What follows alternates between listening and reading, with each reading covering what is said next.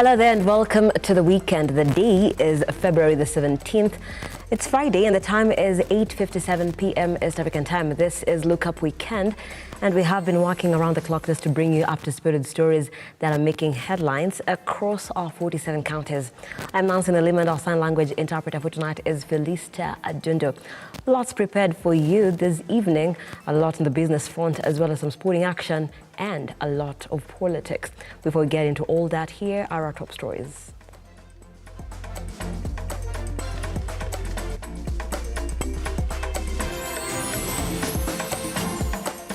Tonight on Look Up Weekend. Wapendwa wa Keroka, tuko tayari?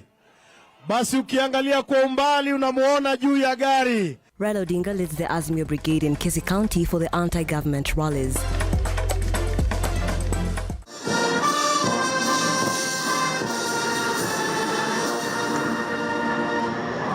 President William Ruto arrives in Addis Ababa, Ethiopia for the 36th AU Summit.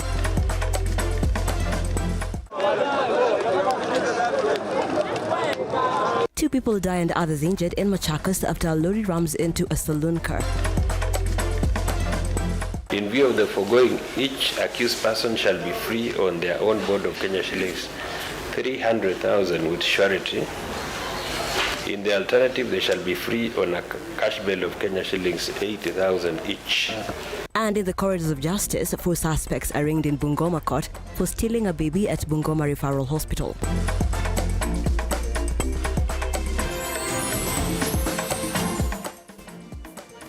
Welcome to the broadcast. Do stay with us for the next few minutes as we bring you up to speed.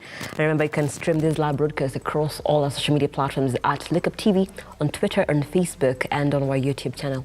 Let's begin. The Azimio la Umoja One Kenya leader, Raila Odinga, has led the Outfits Brigade on an anti-government protest rally in Kisii County. The event, hosted by Kisii Governor Simba Arati, saw the political leaders take a swipe at President William Ruto and his government. The opposition has said the government has failed to deliver on the promises it made to Kenyans.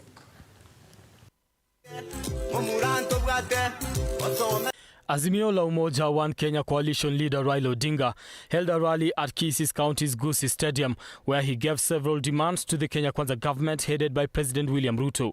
The former Prime Minister maintained that he is fighting for his stolen victory and Kenyans. Alitoka kwa dirisha. Alisaidiwa na mwizi mwingine aitwa Chebukati. Chemushietha. Nalimsaidia hei. Lakini sasa yule mfichuaji ametoa ukweli. Akakohoa. Akatoa maneno yote ambayo ilikuwa pale ndani ya walikuwa na picha. Ya kwamba Ruto alipata kura 5,900,000. Silipata 8,800,000. Tulimshinda kwa umbali zaidi. Raila challenged the government to address the current high cost of living as promised in the election campaigns to save Kenyans from hardships facing them. Sasa walitoa ahadi mingi kwa Wakenya. Ati mahaslas watasaidiwa. Ati hata fund singi 500 unanunua na nini?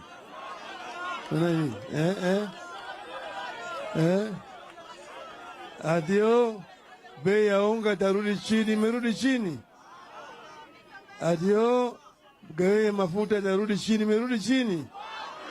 Waziri wa Ruto analalamika kwamba kuna mipango ya wazazi na walimu wengine kuhamisha watoto ambao wangekwenda standard A waende shule ambayo itafanya ile mtihani wa 844. Kwa hivyo serikali yenyewe imechanganyikiwa kwa upande wa elimu.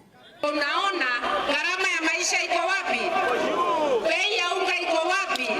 Hizo zote baba angekuwa ameteremsha. Katiba ya Kenya imekupatia ushukani wewe mwananchi. Unaweza toa amri mara moja na mambo ikalainishwa. Na ndio tukaja kwenu mkikata shauri. Ushindi wa baba umrudie. Na serikali bandia iende wapi? Matiang'i's woes with the government took center stage as several speakers spoke what they claimed was harassment of a public officer who had served the nation diligently. Nilimwambia Bwana Matiang'i, wewe kaa imara. Mimi nitakufa na wewe. Unaona vizuri? Hatutaki hawa jamaa warudishe nchi hii kwa upande ya giza pale tumetoka. Hatuwezi kukubali utawala ya kidhuluma na kimabavu. Leo nimekuja nikwambie, nimekubaliana na vile mwenzetu mmoja amesema, tumchukue tumulete katika baraza la Azimio ili tupigane tuokoe Kenya hii pamoja na Matiang'i. Najua alikuwa mwaminifu kwa mzee Nyachae. Tukotoka hapa tunaenda Kehumbu, si ni kweli? Alikuwa mwaminifu akatoa, alikuwa mshauri wa mzee Nyachae. Kwa hivyo Fred Matiang'i ako na sifa nzuri hata internationally. Kwa hivyo mimi sikuja kumtetea, lakini kusema jaribu mshike, I will be in court. Mimi taenda kotini. Sili walienda kotini wakanyimwa oda. Wangoje koti iamue kama wako na ruhusa au hawana ruhusa. Waliingia kwake bila ruhusa, wakavunja mlango, wakavunja mali yake. Kama mtu wa kiwango ya Fred Matiang'i hana usalama, wewe mwananchi uko na usalama?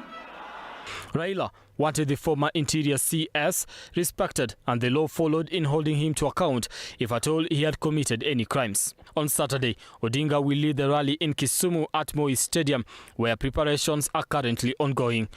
That we met with them yesterday and agreed that this rally needs to take place in a peaceful manner. Brana Mwai, Lookuptv. Thank you, Mwai, for that story. Now, President William Ruto has arrived in Addis Ababa, Ethiopia, ahead of the 36th African Union Summit. President Ruto will also attend a mini-summit to discuss the peace and security situation in the eastern part of Democratic Republic of Congo. The volatile security status in DRC remains a huge threat to the stability of the African continent, as our reporter Henry Tende now files.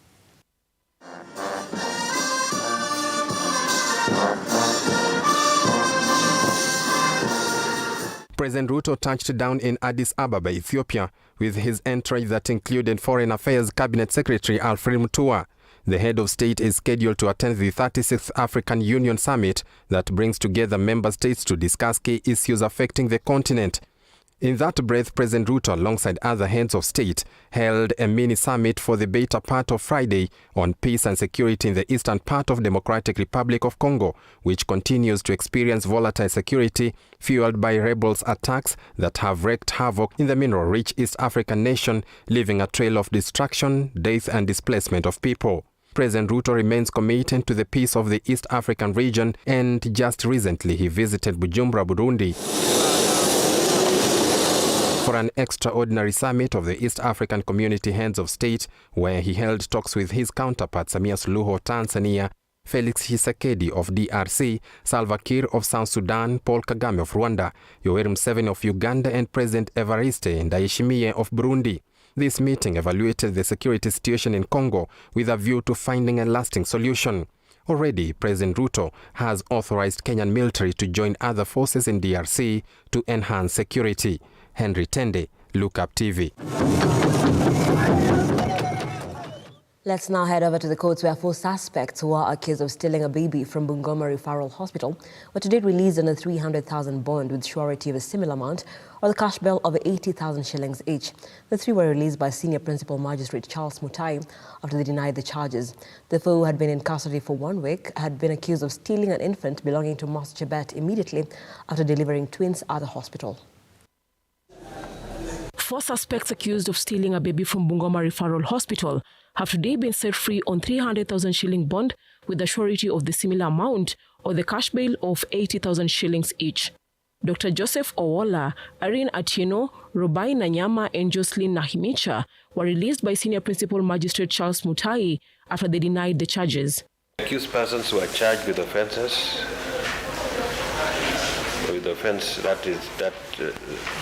offences that are bailable. The 4 were in custody for 1 week. They had been accused of stealing a newly born baby belonging to one Mercy Chebet after she delivered twins at the Bungoma Referral Hospital. I will agree with the advocate for the accused persons, Mr. Watanga, that this is not a capital. This is not a capital offence. Mutai said the accused were granted the bond after their lawyers assured the court that they were law-abiding citizens and could not run away.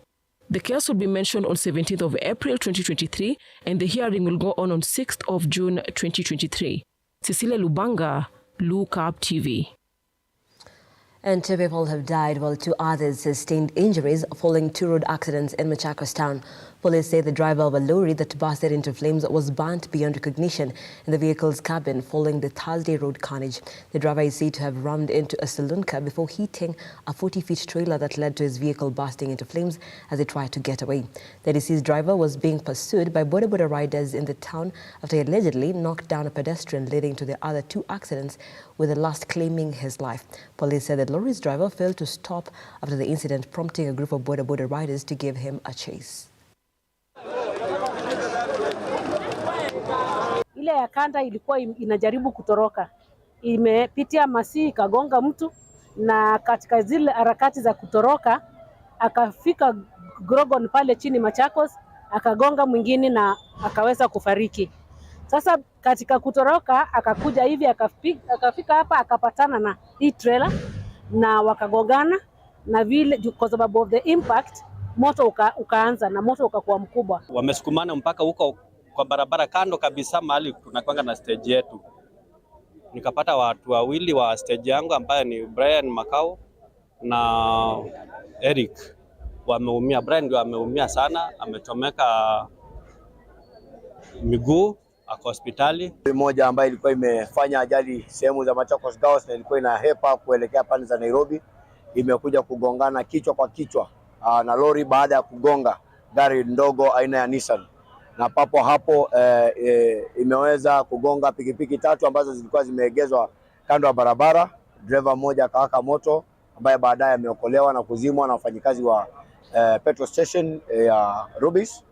Mwingine amepelekwa hospitali akiwa na majeraha madogo, na pia baada ya kuzima moto kumeweza kubainika kwamba katika lori ndogo ama FH kuna anayeshukiwa kuwa ndiye alikuwa driver ambaye amefilia ndani na amechomeka kiasi ambacho hawezi tambulika ama mwili sura haiwezi tambulika.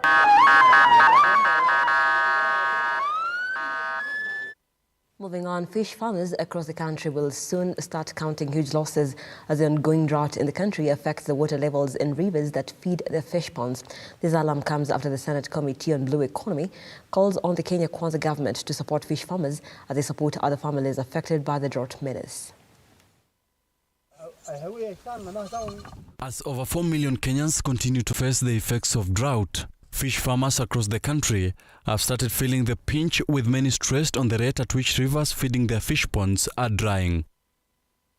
The adverse effects comes at a time when the Senate Committee on Blue Economy, led by its chairperson Alexander Mundingi, attributed the current climatic changes as the main cause of rivers drying up and threatening the aquaculture sector.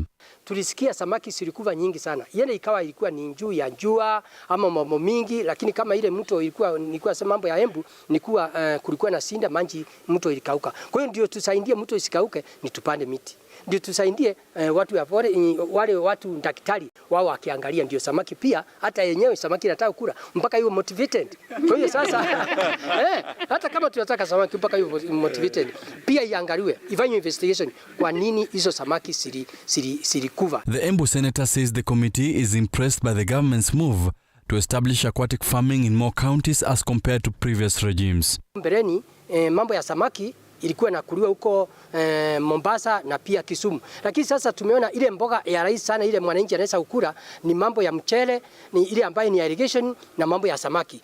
On her side, Njoro Member of Parliament Charity Kathambi has expressed her concern over an increase in water pollution which threatens large-scale fish farming. There's so much pollution, and when there's so much pollution, even the production of fisheries, even the issues we are talking about, how do we even make our people from bottom up in relation with also matters of developing themselves in the small issues they do in businesses. Kathambi has however insisted that climate change has largely displaced many families in Rift Valley and that they are persuading the government to compensate the tens of families that were displaced. It is the biggest caucus in the National Assembly and the Senate right now. It is because each one of members of parliament, we are affected in one way or the other. When you go to the northern part of Kenya, you have seen the way they have lost a lot of their livestock. When you come to the Rift Valley, you see the issues of the forest destruction, the way it has affected even the cycle of rainfall, that even to date, we are affected by insecurity of food. Therefore, bottom line, it's reality. This situation is expected to worsen in coming days if the government does not put necessary measures into place and support the agriculture sector in general. Thank you, Samia Dika, for that story. Now, the Law Society of Kenya, through its president, Eric Theory, now says national prayers, like the one convened by President William Ruto on Tuesday this week, should always be devoid of politics.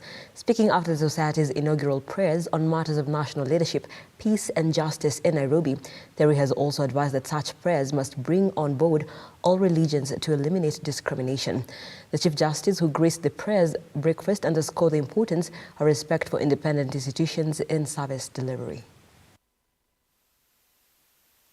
This country belongs to all of us. This country is given to us by God through the wonders that He made. Therefore, we all have a responsibility to enjoy ourselves in this world that God gave us. And no one should threaten us. And no one should hold us out. And no one should make us freeze, like our provost said, or make us free. But every day we should stand for action, because indeed that is what we are supposed to stand, to defend this country as our national anthem commands us to do. The theme of this year breakfast is to kickstart the year in His grace and wisdom. And we felt that it was important as a fraternity to bring together all the players within the justice sector to converge and commune together, and to have an opportunity to reflect outside the confines of our different roles in which we play, to reflect on ourselves in terms of how we are discharging our mandate to the society, and to also acknowledge that all religions are not just Christianity, but all religions are founded on the concept of justice, are founded on the concept of equality, and are founded on the concept of the dignity of the human being. And so in recognition of that, we felt that it is necessary to come and reflect and to rededicate ourselves to the ideals of our different professions that call on us as we undertake our mandate to ensure that we serve justice. It is often said that justice and godliness are the mirror image of one another. So it does not matter which religion one. And away from that, Kajiado County Governor Joseph Ole Lenku has today called upon the police and enforcement units to stop the illegal charcoal burning in central Kajiado. In an operation to bring all these aspects to book, 103 bags of charcoal have been found hidden up in stores ready to be transported to Nairobi and other different parts of the nation. Abigail Shearer now reports. Following the massive logging in Kajiado County brought about by illegal charcoal burning, an intense charcoal trade crackdown has commenced. This early morning operation takes place a day after Governor Ole Lenku, County Commissioner Felix Watikila and the Kenya Forest Service officers called upon the security team to stop this crime. Mambo ya makaa ni biashara haramu, na tumeona kwamba kwa sababu ya shida ya kiangazi imepanda kiasi, na tumeamuru kwamba mara moja roadblocks zote sisimamishe biashara ya makaa, na maofisa wa polisi na enforcement wa county wataenda kwa kila mahali ambaye makaa zinauzwa. At the crack of dawn, the DCC and his team raided 4 stores, successfully confiscating 103 bags of charcoal. The owners are yet to be arrested. Kwa sasa tumeweza kunasa makaa takribani gunia 103, na tutabeba haya makaa. Tuna washukiwa 3 ambao tunaendelea kuwatafuta, na tunajua majina yao. Tutawatafuta na tukiwapata tutawapeleka kotini. This This unlawful practice has affected the climate change and ecosystem of this region, hence derailing the process of dealing with drought. Biashara hii haramu ya kukata makaa iweze kusimamishwa mara moja hapa Kajiado County kwa sababu ya hali ngumu ambapo imechangiwa na climate change. Hivi sasa tuna janga kubwa la njaa, janga ambayo inatusumbua kwa sababu ya ukosefu ya mvua. It is still an ongoing activity with a determination to stop the practice completely and protect the remaining trees. The multi-agent team has vowed to work tirelessly until the situation is under control. Abigail Shira, Lookuptv. That story by Abigail Shira takes us to a very fast break here on the broadcast. But don't go too far. We have a lot of business stories and some sporting action.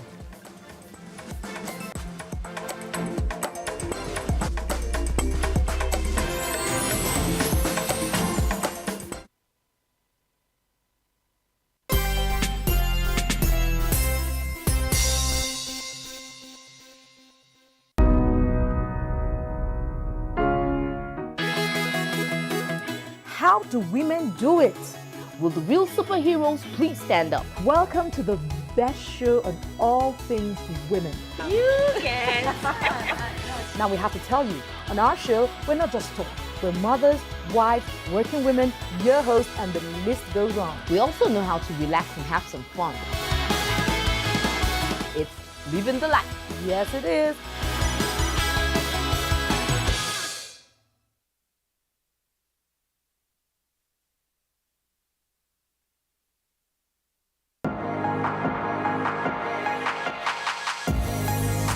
Your name will be changed from a poor man to a rich man, from a sumbua man to a flowing man. I say your name will be changed. Even your landlord does not know you are a Christian because you are afraid of saying of him calling you names and saying even the watu wameokoka wanafanya muna pesa na mnashina kanisa mkiomba. From today, encounter the presence of God.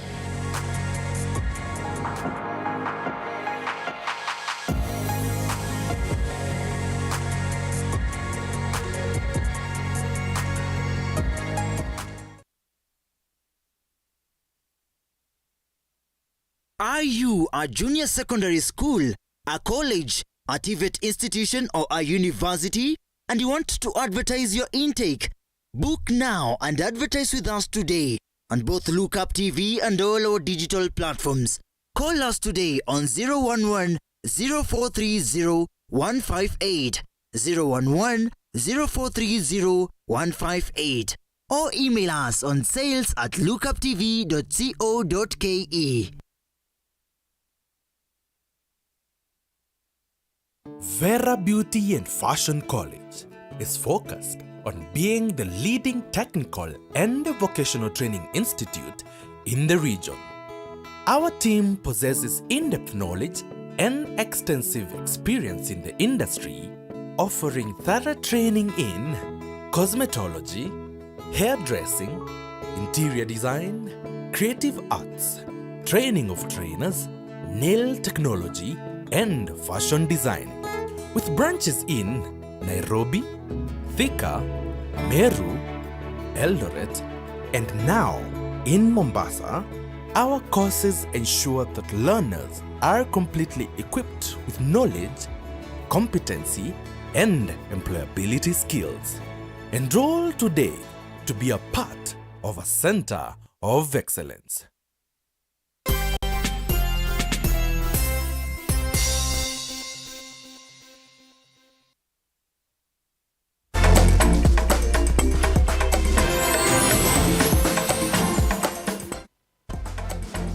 Welcome back. Thank you so much for seeing Lookuptv. The hashtag is LookUpWeekend. Nancy Nelima here and Felista Dundo on the sound language interpretation. Now let's talk to matters education. Many public schools are struggling structurally to host junior secondary students, as most private schools seem to be ahead of the game, as they wanted to make a difference among the students by separating them from primary schools. As many public schools struggle structurally to host the pioneer junior secondary school students, most private schools seems to be ahead of the game. Bomet-based Galaxy Schools, where the GSS classes stand alone away from the primary school, is one of the schools leading in this, with the school's director, Patricia Tanui, terming the move good and will ease in differentiation. In Galaxy School, we've admitted the junior secondary learners, and we've managed to construct extra classes for the junior secondary. That is, our junior secondary is standalone. It's not mixed with the primary. So we want to thank the ministry so much for giving us an opportunity to host the junior secondary school. Tanui hailed recent research that indicated that most parents prefer CBC to the defunct 844 system. She said that learning in CBC was more practical as opposed to the old system, which was full of theoretical content. CBC is good. We've embraced it 100%. CBC is good because it nurtures the talents of the learners. With CBC, as compared to 844 system, there is a lot of practical work. Learners are exposed to a lot of experiments. They do practical work as compared to 844, whereby most of the learning was theoretical. So learners are able to exercise or they can do it practically. The Bomet County Director of Education, Apollo Opuko, hailed the school, terming it as a model school that most schools should benchmark on. Students of JSS, and this is a wonderful school indeed. Madam Director, thank you very much for having this kind of facility in Bomet, because this will really strengthen our private primary schools. It is a very good example around, and I would request almost all our private in schools managers to come to Galaxy Primary so that they can see the kind of physical infrastructure management. It is an education curriculum that elicited quite a debate ever since it was rolled out. Junior secondary school, also referred as lower secondary, is the phase of learning between primary and senior secondary school, targeting learners in age bracket of 12 to 14 years old. Junior secondary school learners will be pursuing 14 subjects, out of which 12 subjects will be subjects. The 12 core subjects which will be taught include mathematics, Kiswahili, English, life skills, health education, social studies, integrated science, business studies, religious education, agriculture, as well as sports and physical education. Optional subjects provided to learners include at least one and at most two subjects from the following. The optional subjects: visual arts, performing arts, home science, computer science, foreign languages, German, French, Mandarin, Arabic, Kenyan Sign Language, Indigenous language. Gladys Macharia, Lookuptv. Let's now switch gears, and in business, Stima Sacco has registered an impressive growth in the last year. In an event held at the Radisson Blu in Nairobi, the CEO, Gamaliel Hassan, noted the significant growth in its total revenue from 6.8 billion shillings to 7.4 billion shillings. The Sacco has further embarked on an expansion drive that will see Stima Sacco open a branch in Meru and Kisii, increasing the branch network from the current 9 to 12. The AGM that our dividend increased from 14% to 15%. Makofi mazuri and we have built that the prudential ratios that we have shown you, and also we are increasing slightly our rebates by 25% basis point from 10.75 to 11%. So those who have faith in the organization, that is better than even infrastructure bond that you can get. So this is basically to continue to tell our members, we believe in you, we want you to benefit. Of course, there are those who are borrowing, who are building hotels, people are doing many other things on the borrowing side, on the asset side. But on the liability side, we have got our investors who we must make sure that we take care of. And therefore, it is 15%. It's already confirmed by SASRA. We now wait for the ADM to confirm that with the AGM, and 11%. Indeed, the SACCO is sound with both excess liquidity and enough reserves to meet and surpass all the member needs. Case in point is that our core capital, just our core capital, grew from 7.9 billion in the year 2021 to 9.3 billion in the year 2022. So let me emphasize this point. The statutory minimum limit for core capital is 10 million Kenya shillings. Stima Sacco has 9.3 billion. For emphasis again, statutory 10M, Stima Sacco has 9.3 billion. I think we do deserve our applause. When you have our assets growing, our deposits growing, the loan portfolio growing and performing, the profitability growing, where else would you want to be? When you talk about a statutory requirement of 10 million and a performance of 9 billion, you know the billion didn't come out very strongly. It was almost sounding like a million when the CEO was saying it, and I said I'll stress it. Statutory requirement is 10M. Our position is 9B. Let's clap for ourselves. And elsewhere, Njagi Karani, a resident at Thome Estate in Nairobi County, is the lucky winner of the Chota Kuchota competition by Hatia Supermarket. The competition comprised of 4 branches of the supermarket where the customers have won different household products, shopping and school fee vouchers. Erin John Mukora with that story.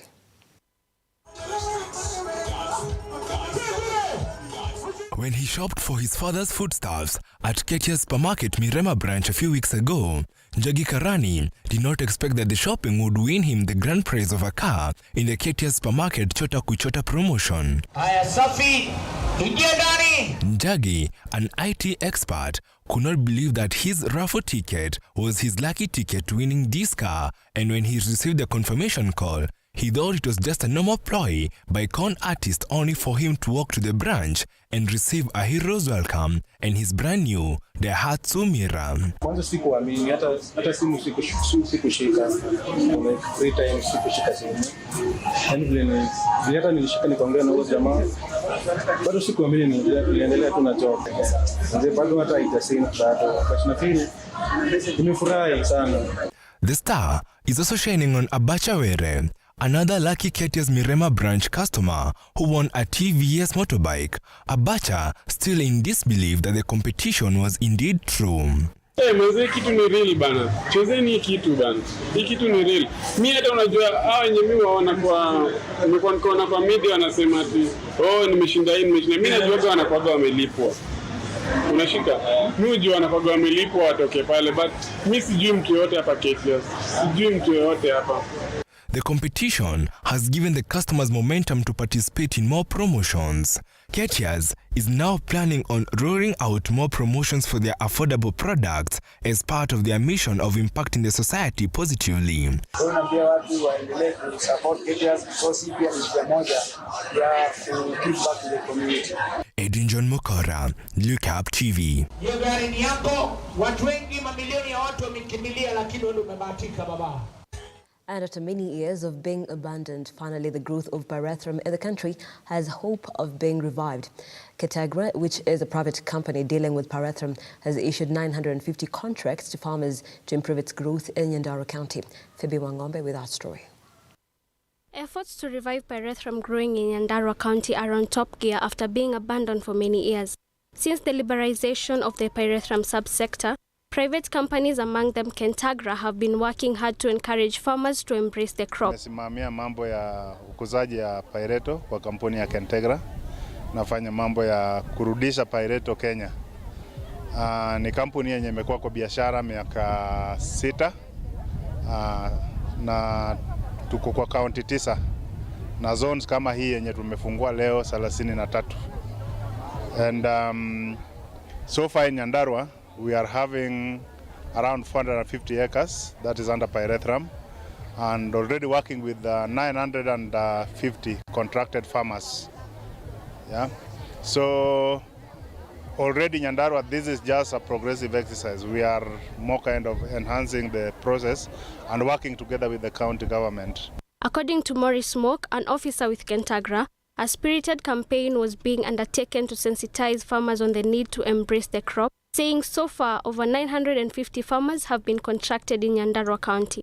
Na ile faida yenye mkulima anapata akifanya kazi na Kentagra, moja ni tunapeana planting materials ambao mkulima analipa ile kitu tunaita commitment fee. the value of the materials that we are giving is far much higher than what the farmer is paying in terms of commitment. And also we are giving them the extension services. Tunasaidia, tuko na agronomists in every zone, and those agronomists are supporting the farmers with the necessary skills and knowledge for growing pyrethrum. He noted that farmers were getting quality and certified planting material as a way of revitalizing the sector, which he noted had the capacity of earning the country 5.8 billion Kenyan shillings annually. While speaking during a farmers' sensitization forum in Leshao area of Kirita ward in Daragwa constituency, the officer said pyrethrum growing in future is very bright, noting that the global demand for the produce is huge and cannot be exhausted. We have a program called Foundation for Farming, and this is basically dealing with conservation farming. And what we do with the farmers is we try to train them so that they adopt the best farming practices, considering that we have a lot of challenges with the climate at the moment.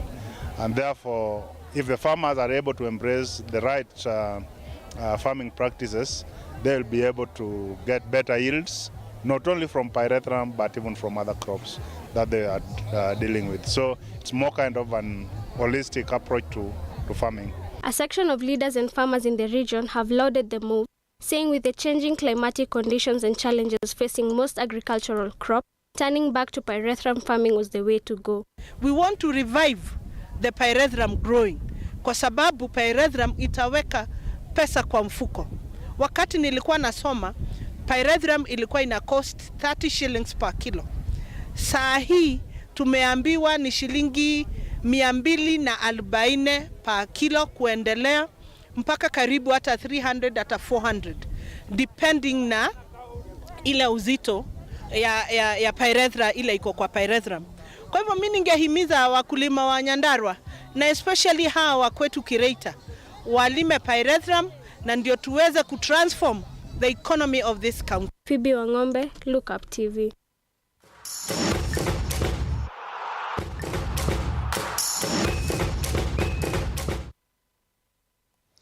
And in our sports corner this evening, KCB RFC are positive about ending champions Kabras Sugar's winning streak when the